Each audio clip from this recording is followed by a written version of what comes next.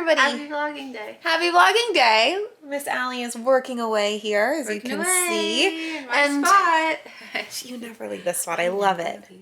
It's good. It's cozy. I get a view of the whole house. Yeah, like, you really do see the whole house. I can see from anyone here. coming at any angle, and I can see all the pets at all times. Yeah, it'll be handy when the babies are here. Happy day. Yesterday was not a happy day.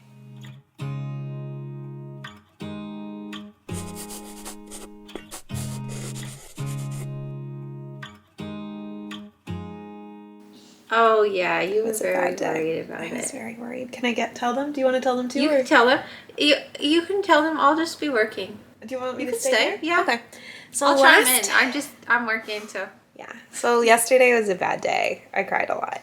So last night, Allie started having some lower back pain, which was pretty intense, and then some abdominal cramping, and then pressure like in the vagina, and just like feelings that she'd never had before.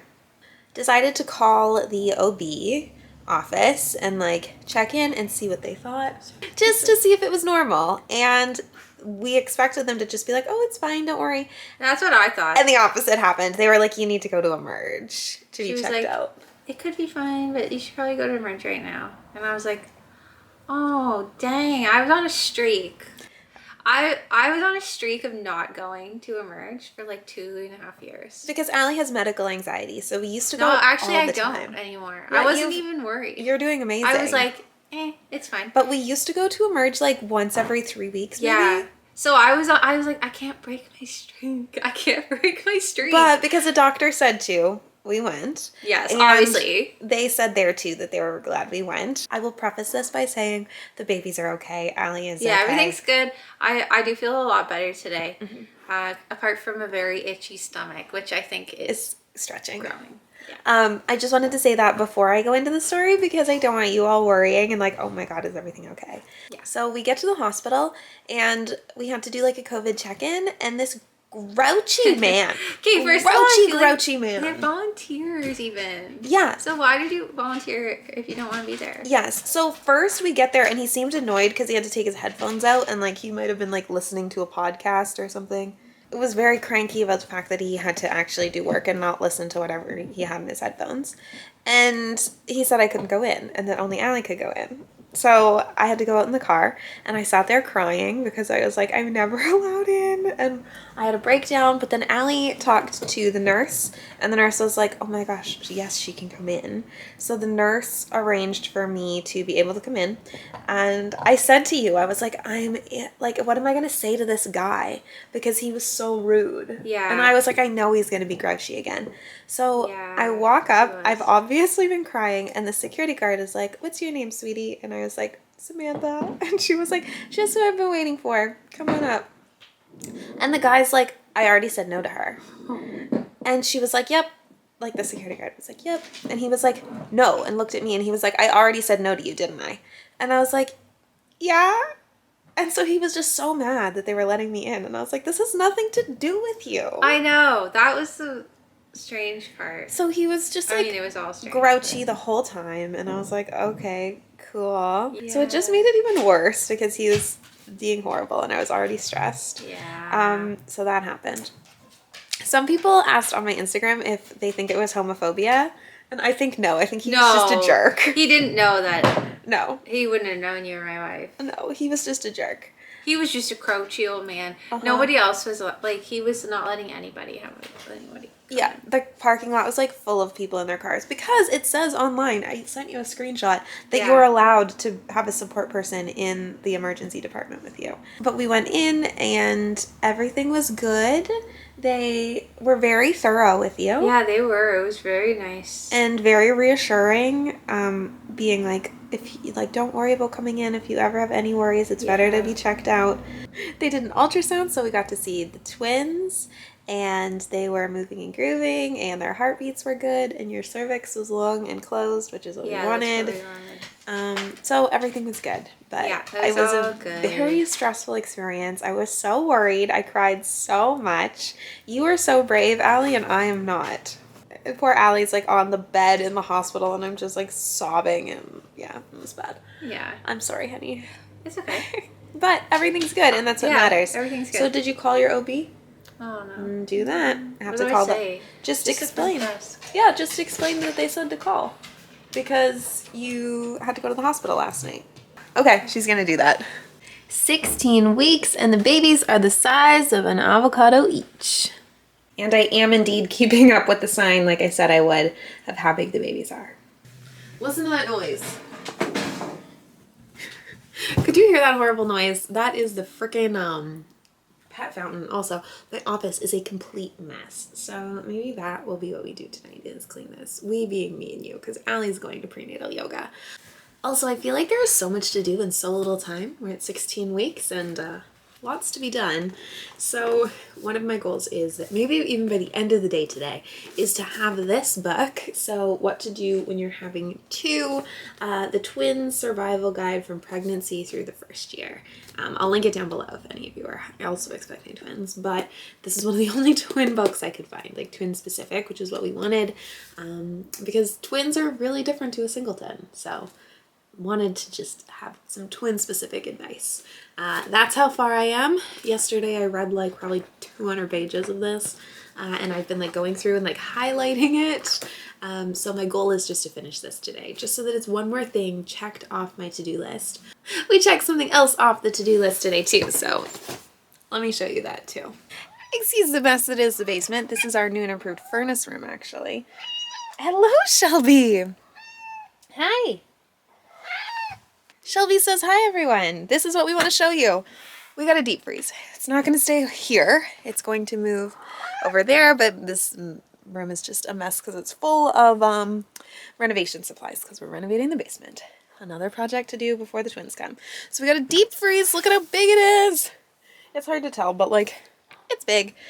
Deep freeze, and it is going to be a lifesaver because we have a really small freezer upstairs, and we're about to go from a family of 2 humans to a family of 4 humans overnight, so we're gonna need storage space. So my goal with this is that 1, if things are on sale that we need, we'll have the space now to stock up.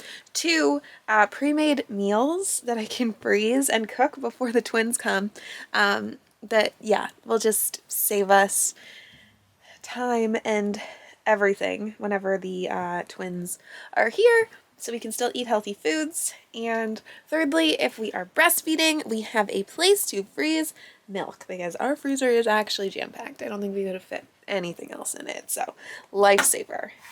I'm very excited about this. And so is Miss Shelby, as you can tell. She loves when anyone comes down to the basement. She's going to love when this is like renovated into an actual space that people use. Okay, we're at the park. No! Snoopy, no! Snoopy's gone. Snoopy, no. Oh no, all of our dogs are in the mud. Come on, guys, let's go. Oh no. Oh, no. Wait for this. Snoopy! Look at how happy they are. Oh, look at Rosie's face. Rosie, your face. They're so happy and so muddy. Wow, look at that mud puddle. Wow. And how would you say that Rosie's off-leash training has been going? Actually, so good. She's pretty much perfect. I hope I don't Jinx it. We didn't teach her. She just learned from the Well, we other taught her dogs. recall, which was the most important. But like she just from the first time ever she came to the park, same with Elsie.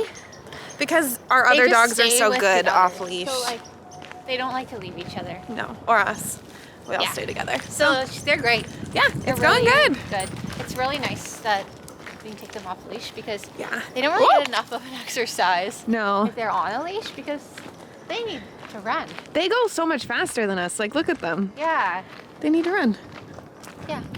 Hello, it's me actually from another day, because yesterday once we took the dogs to the park, or 2 days ago, I was too tired to keep vlogging, so I didn't. So hello again. Same video, different day. And shockingly, I'm in the same spot. she's in the same spot as always. Also, do you hear anything? Snoring. Snoring. She's such a snory.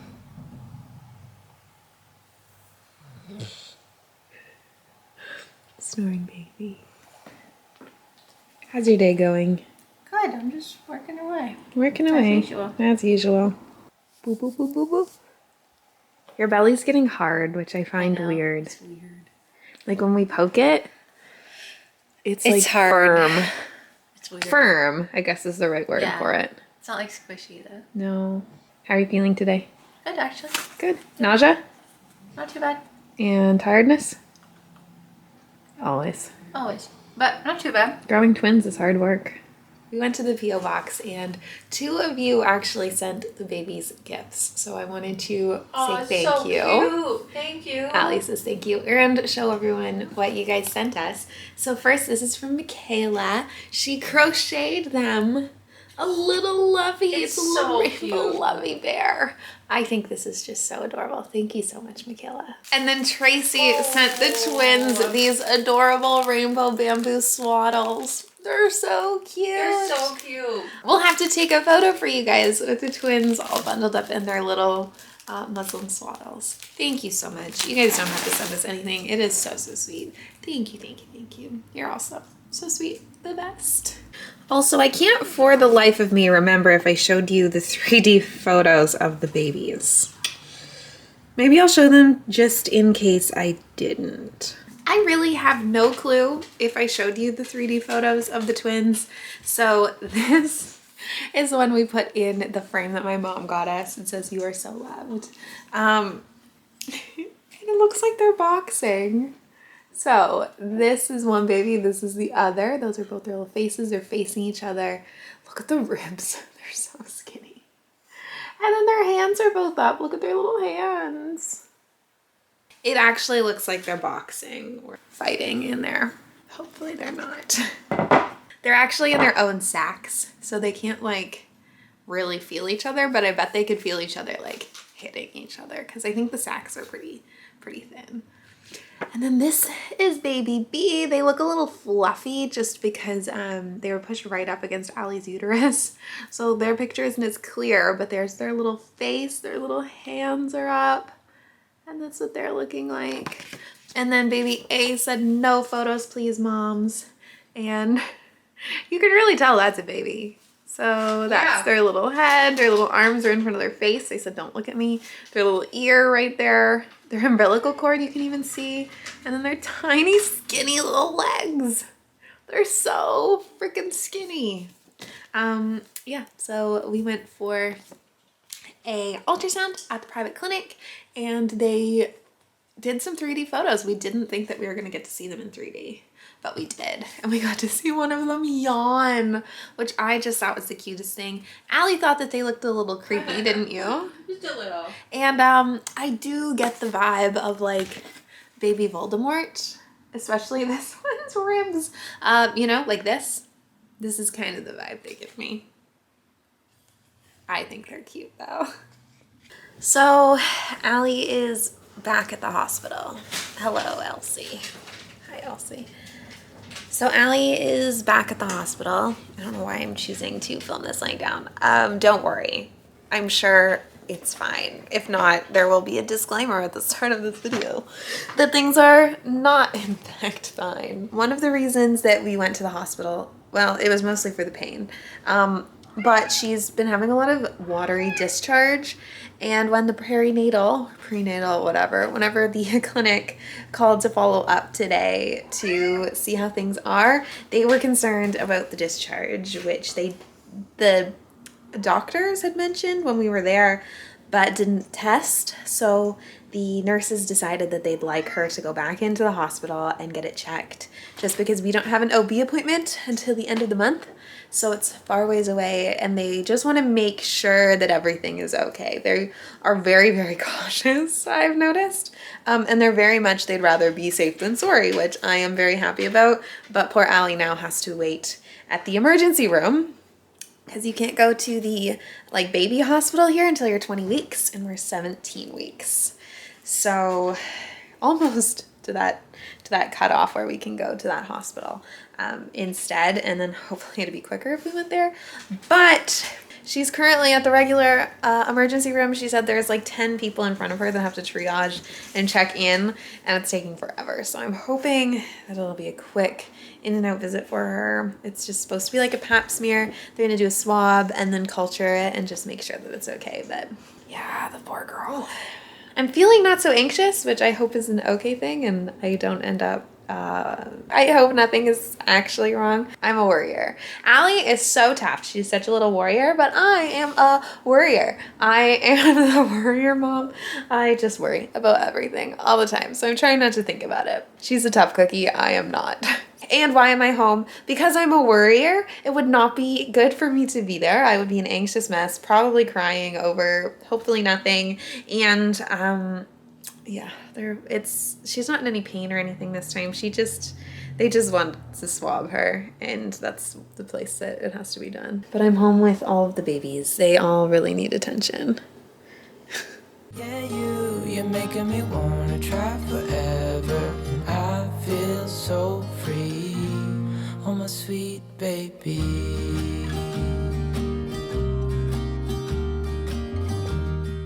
I'm back with the promised update of what happened yesterday at the hospital. Hello.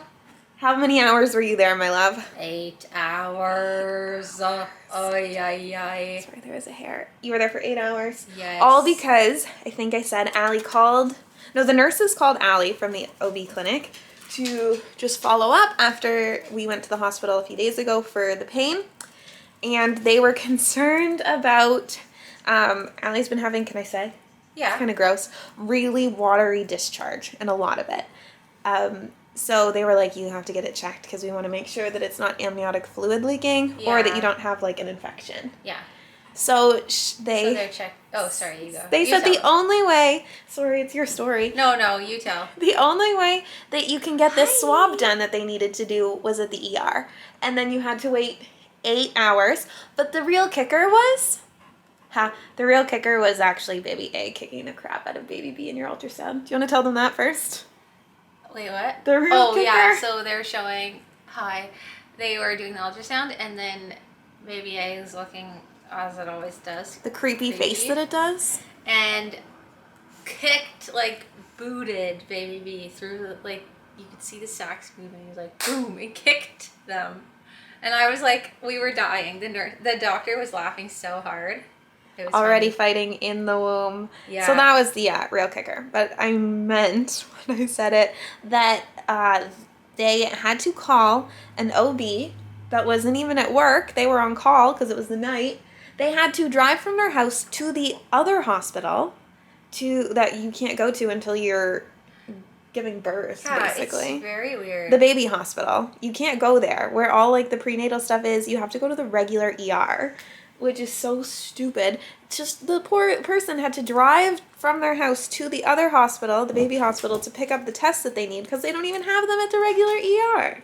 Yeah. And then they did your tests and everything looked good, right? Yeah. Yeah. Babies looked good. The fluid around them looked good. And then when they tested the fluid, it was... It was nothing. It was nothing. Like, it was negative of the amniotic, but they're sending off swabs just to check. Just to check. There was nothing else. Yeah. So you are good. And it wasn't like an emergency going yesterday. The nurses just wanted to be sure it was okay. They're very, very thorough when you're pregnant. Yeah. Which is good because we didn't have much faith in the healthcare system here because it can be pretty bad sometimes. The pros and cons of universal healthcare. The wait times are crazy, but at least they're being very thorough and everything's looking good with the babies. Yeah. So that's your update, and that's today's video. Thanks for watching. It's been a roller coaster, has it not? Okay, we'll talk to you guys soon. Bye. Bye.